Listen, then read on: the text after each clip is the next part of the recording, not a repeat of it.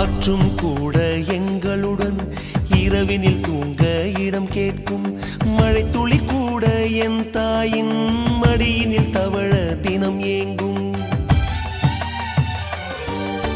நத்தை கூட்டின் நீர் போதும் எங்களின் தாகம் தீர்த்து கொள்வோம். கத்தும் கடலும் கை கட்ட கவிதைகள் போலே வாழ்ந்து வந்தோம்.